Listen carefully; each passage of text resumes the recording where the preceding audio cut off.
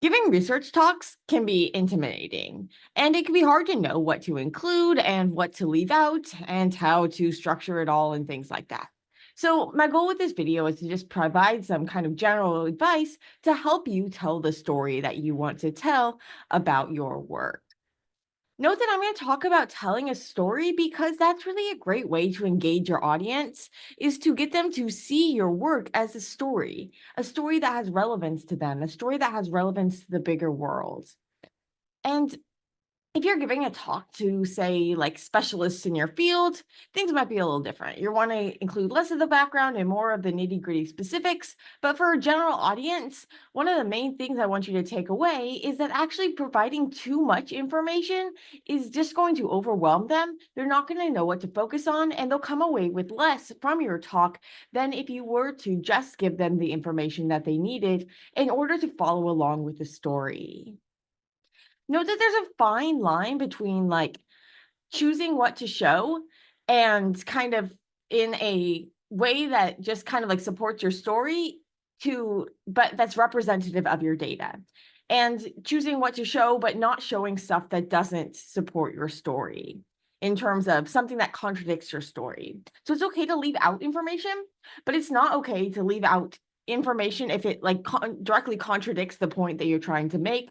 So you're not trying to hide anything, you're just not giving extra information that is not relevant to what you're trying to say.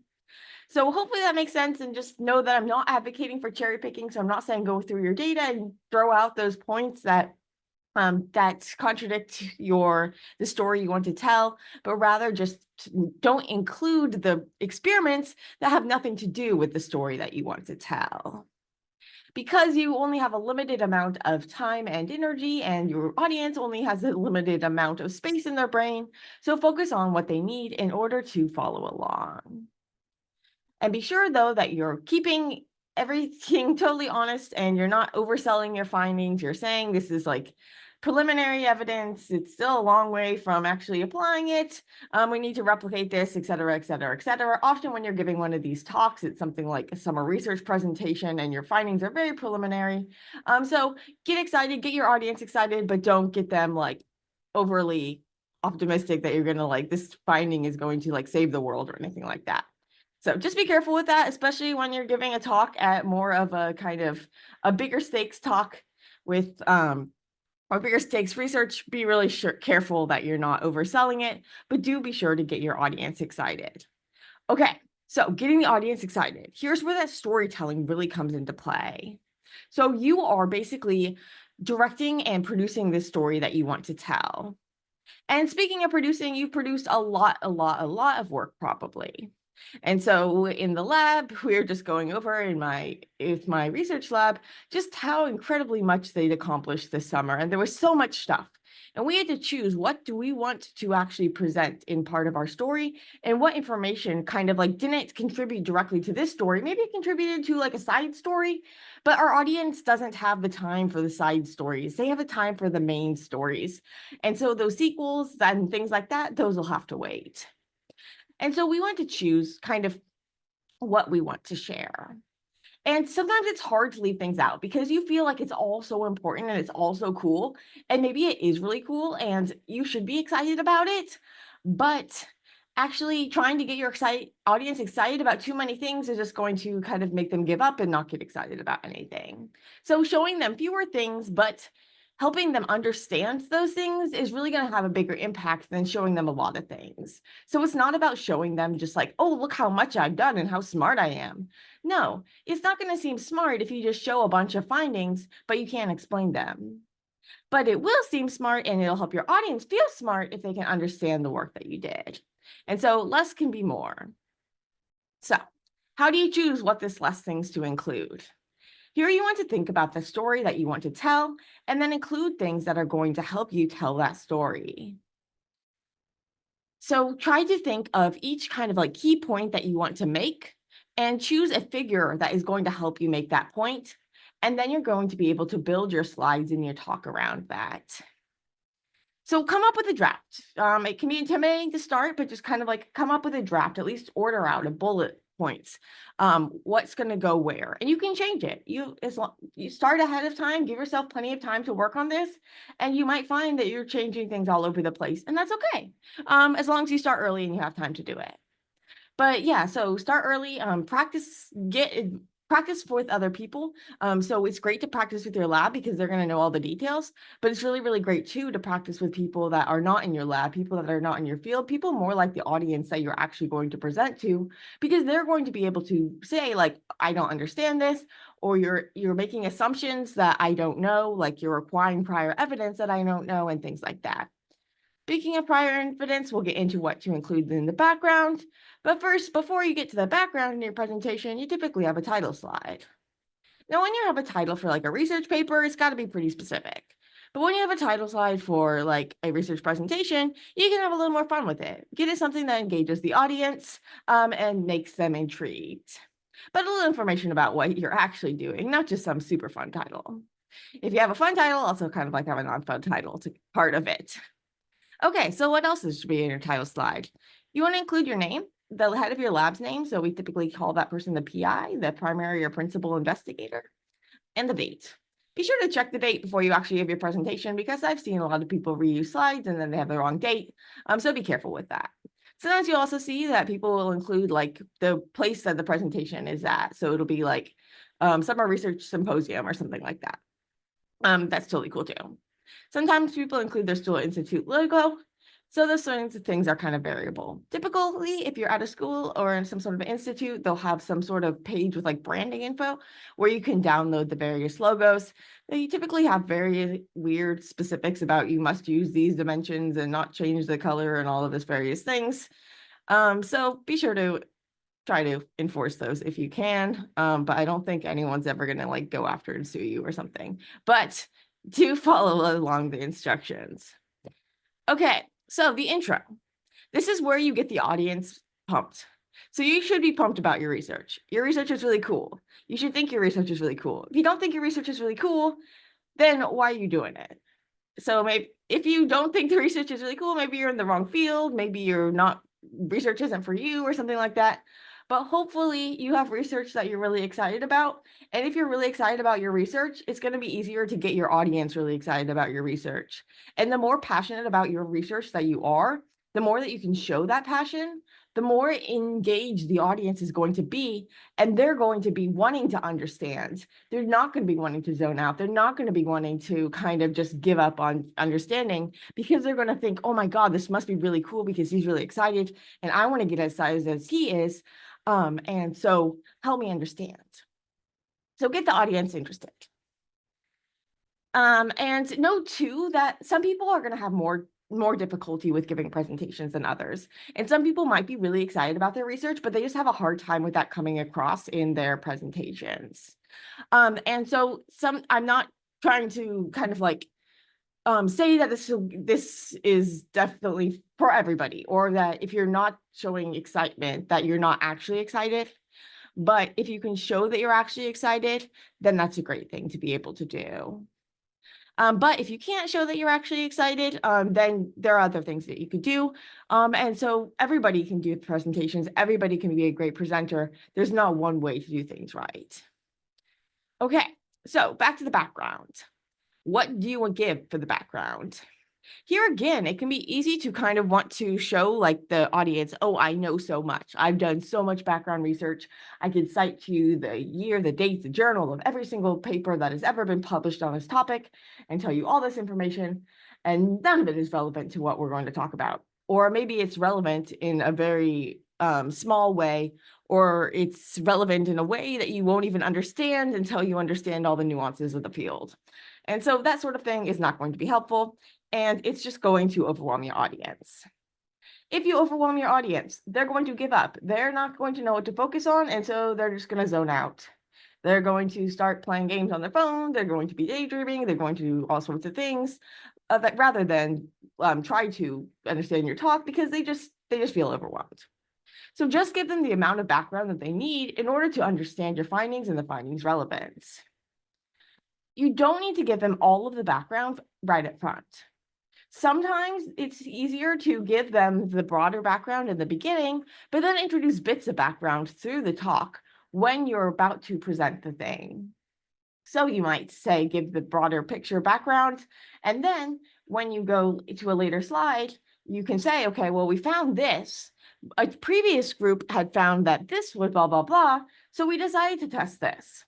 And so that in that way, you're kind of spoon feeding the audience the information that they need at the time that they need it, rather than providing it all up front and requiring them to remember it at the point at which you want them to remember it. Whenever you're giving background, be sure to cite your sources. Also cite sources for any figures you've used, but you didn't make yourself. Typically, the way that these are cited is just kind of like author, year, date in the bottom corner of the slide. Some people put like hyperlinks and stuff, but remember that your audience isn't going to have the slides probably. And so if you include a hyperlink, that's not going to be very useful to them, but it will be useful if you just kind of like give them the author, year, date and stuff, and then they can look it up themselves. Okay, and also like I like giving them on the slide itself rather than at the end, because if you give it at the end, they're not going to know what the thing corresponded to. Okay, overall goal. So you give them the relevant, you introduce them, you give the relevance, the big picture. Why should they care about this? You give them the background that they need to follow along. At this point, they should have all the information they need in order to understand your overall goal. So big picture, overall goal of the project, what are you doing? What do you want to find? What is the goal of your work? Not the nitty-gritty goal of each specific experiment, but the overall goal. And then you're going to want to provide results for experiments that relate to that goal, that help answer the question that you're trying to answer, that help build the story you're trying to tell. And again, you're going to want to present only as much as you need to tell that story. Don't try to cram too much in. You don't have to go in chronological order. So a lot of times in the lab, we're thinking chronologically because that's how we do things. That's how we have our lab notebooks organized. That's how we do how we work. But sometimes we're doing multiple things at the same time. Sometimes we are doing something and then finding that we should have done something differently and going back and doing a different thing or finding going a different way.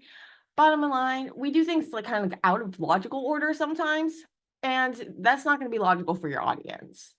But they don't need to know what order you actually did things in. They just need to know kind of what you found. And so you can do this in an order that's not the order that you did it in. And so you might want to even play around with what order you present things in. I did that a lot in grad school because I was going in all sorts of different directions and doing different techniques and stuff like that. And I ended up kind of retooling my talk a bunch of different ways in order to figure out what worked best. And sometimes it would work best for one thing, but not for another, et cetera, et cetera. So play around. Also, make sure that you're keeping track of your stuff though really well. And so I recommend like keeping a lab log in addition to your detailed notes where you have basically on this date, we did this and why and stuff. Okay, so how do you actually present that evidence? Here's where your figures are going to play a big role. So graphs, pictures, charts, they tell thousands of words, but do make sure that you have sufficient words. And so what I mean here is you really, please label your axes with units. That's kind of like a pet peeve of mine is people having axes that aren't labeled or that are labeled, but not with units, which is basically not labeling them. So be sure that you have everything labeled and that you're not using abbreviations that your audience doesn't know. A lot of times in the lab, we kind of use shortcut names. We'll give our buffers abbreviations, we'll give our proteins abbreviations and all this stuff. The audience can't read your minds and the audience isn't in your lab. To let alone in your, they're not like in your field often even. And so you're going to need to spell things out in a way that they can understand. And so here again, it goes back to kind of presenting your research to people that aren't in your lab, that aren't in your field, people more like your general audience, or maybe even just like family members and things like that, to try to say they'll be able to recognize those things that you're kind of assuming that they know, the things that are in your head but not in their head that you need to put in their head. Okay, so that being said, you need to have enough text to let them understand that stuff, and you can also explain that stuff. But you also want to minimize the amount of text you actually have on your slides and instead walk them through the figures. you need to actually walk them through the figures, not just show them the figures, because they're not going to really know what the figures are showing unless you help them see it a lot of the times. Even if they're in the field, they might not know like what type of data you're showing. You might have units shown, but you're not telling them like what type of experiment or something like that. So there are various specifics that you'll need to do in some talks and not in the others. So when you're giving a more general talk, often they don't really care as much about what technique you used. But if you're giving a talk to experts, they will care more about that. And so that's where kind of just like watching a bunch of different talks can be really helpful. And so hopefully you have experience and you can even just like go on YouTube and find talks given by people to various audiences and fields and things like that. And so hopefully those will be helpful to you. I do though recommend that people have different preferences, but I like to give the kind of like the key takeaway from a figure as the title of the slide. Kind of do a little of the work for your audience and give them something that they can kind of latch onto if they get sidetracked. It's really easy to, even if you want to pay attention, to kind of zone off for a second, or maybe you see something on a slide and that gets you excited, and then you start thinking about how that relates to your work, and then you get sidetracked from what the talker's talking about, and then boom, you're out of sync with the talk and you don't know what's going on. So that's why I like to have kind of like the big title slide, like have the main findings from the figure. And that way, if somebody zones out, if somebody gets distracted, if somebody gets an important email on their phone, they can still look up, they can still get the gist, and they can still follow along, rather than feeling like, okay, well, now it's useless to try to follow along because I missed out. So, but I do embrace that empty space. So don't cram your slides full. Use that empty space. It's okay. Use your words. Get the key things on the point on the slide, but don't put all the things that you say on the slide. Try really, really hard not to read off the slides. So you should be saying more than you have written on the slides, and you shouldn't be saying the same things that you have on your slides, pretty much. The text on the slide should be more of kind of the bullet points, the gist that the audience can get, and they get more of the context, more of the details from your talking. Speaking of talking, when you're giving your results, you should also be discussing your results. This isn't like a research article where the results and the discussion are separate sections. With a talk, discuss the relevance. So remember that your audience cares about the relevance. They might not care about the specifics. They care about why they should care.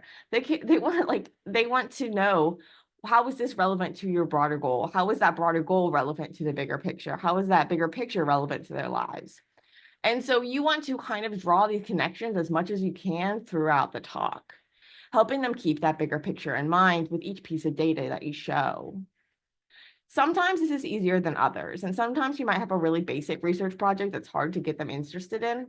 And sometimes you might have like a project with more directly transferable applications and things like that.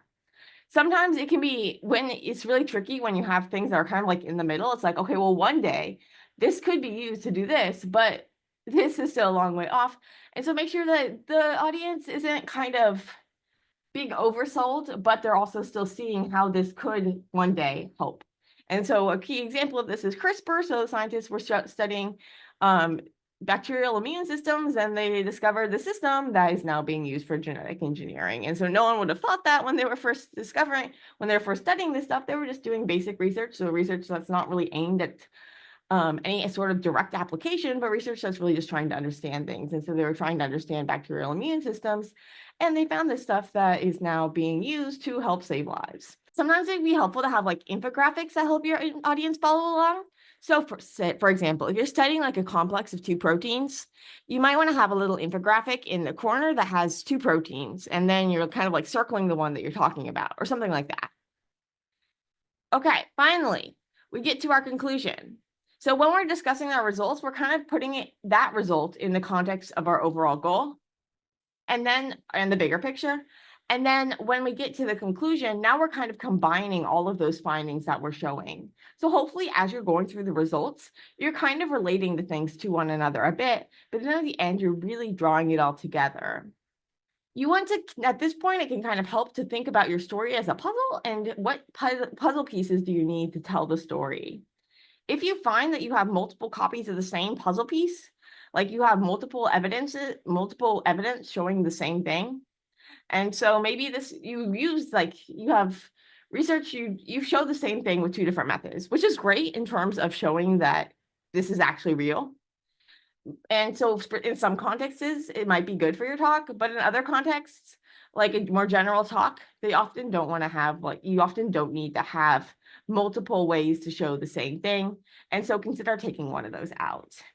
You might also find that there are things that you still need to show. And so hopefully you have that thing, or it could be that that's a missing piece of information that you could include in your outstanding direct question slide. But if it's something that you have, then consider putting it in. In addition to showing how those pieces connect to one another, you're also showing how they connect to the bigger picture, the broader context. Typically with your conclusion slide, you'll have like brief bullet points with the major findings. These might be similar to the titles that you had in your slides. So as I hinted, I recommend having an outstanding questions and future directions slide. So what information do you still need? What new questions did your work raise? And so typically when you're doing research, there really is no end to the research. Often there's no good stopping point or anything. It's kind of just like when you're moving on to the next thing. When your grant money runs out, when you graduate, like there's all these things. But because the research itself, you're going to find things, and that's going to ask new questions and things like this. There's going to be a lot of outstanding questions. There's going to be new questions that you didn't even know that you would have when you started the project. So what would you do? What are you doing, or what would you do to answer those questions? And you can be proposing stuff that there's no way you could actually do. So you might not have the equipment or money to do it, but you can be creative here. And maybe someone will hear your talk and they'll actually go and do it. And hopefully they'll give you credit for having the idea and stuff. But at the end of the day, at least that research will be out in the world. And that's really what I care about. So some people might care more about kind of like taking the credit, but I'm all about getting that knowledge out there. And so I think that the more we can share, the better. But I totally get that people need to make money. They need to get that grant money and all that stuff. So it's a hard thing. Anyway, acknowledgements. Speaking of money, thank the people who gave you money. Thank your lab, your PI, the head of your lab mates. Often you'll have a lab photo in there. Thank any collaborators, anyone who provided help. This could be resources, discussions, etc. Your funding, your audience. And again, you might want to include like your school logo or institute logo here. Finally, you get through the talk, yay! And then that's the question and answer. So don't get too worried. It's okay. You're not expected to know everything. And it's okay not to know. Just don't lie and say that you're trying to make something up. Instead, take your time. So you don't have to answer right away. You can kind of just say something that's kind of like a filler to help you like get time and be like, oh, that's really interesting. I hadn't thought about that. And then kind of that gives you a little time to think and like run through your head. Okay, well, do I know the answer? If you know the answer or you have an idea, we can be like, I'm not sure, but I think that blah, blah, blah. Or, oh, wow, yeah, no, we did find that this, blah, blah, blah. And sometimes it could be good to have like backup slides where if you anticipate that people are going to ask a question, you can have slides that kind of like have the information to show that. But sometimes you really just don't know. And so that's okay. You can either just say like, I'm sorry, that's a really interesting question, but I don't know and I'll have to look into it. I often say like, I'll have to look into it and get back to you. Typically, by the time you actually get back to them, if you do get back to them, they'll have forgotten what the question actually was. But if you actually did look into it, you might find something cool. And so often those questions are going to spur you to think in ways that you wouldn't have thought of before, which is one of the really great things about giving presentations. And sometimes the most interesting questions, the most thought-provoking questions, the questions that actually get you to think outside the box are the questions from people who are not in your field because they'll have a totally different perspective. Speaking of people not in your field, practice your talk to people not in your field. Remember that they're going to know what they don't know, whereas you're not going to know what they don't know. And so you're going to be in your own head. They're not going to be in your head. They're going to be more like your audience. They're going to tell you like, I don't understand this. You're missing this information, et cetera, et cetera, et cetera. They're going to be sometimes the most helpful people for helping you draft your talk, even if they're not experts in the field. And one of the reasons why they're the most helpful is because they're not experts in the field. Know that practice makes things easier, but not perfect. And that over practice can also be bad. You don't want to sound scripted. So here again, it's kind of like where getting more of that excitement can come in and help you make your talk sound fresh, even when you are kind of very well practiced. I know that I struggled with this a lot, especially when I was preparing to give my thesis talk. So like at the end of my PhD, where I had to present 4 years worth of research. And I was so nervous. And it was like, this is going to help determine whether I get my PhD or not. And I was super practicing. And then they're like, yeah, you sound really scripted. You sound robotic. And so then I had to be like, okay, well, how do I not sound robotic, but still sound practiced? And so it's a fine balance, but really helping. One of the things I found most helpful was really just getting excited about it. And then I was getting feedback like, yeah, when you just kind of like go off, when you kind of just get excited about your work, things flow a lot easier. And I found that too. And so a lot of times I might, though, run into the situations where I start just rambling, which you probably noticed if you're following me, but hopefully that doesn't happen to you and you can just kind of get that excitement across. And it is important to practice, but again, just kind of be careful about not sounding scripted and try as hard as you might, not to have to read off of your slides, not to read off of note cards if possible, just to really know your work. And so practice to the point where you really understand your work, and then you don't need to rely as much on those external things. Hope that helps. I know it's a lot. It takes practice, it gets easier, and best of luck.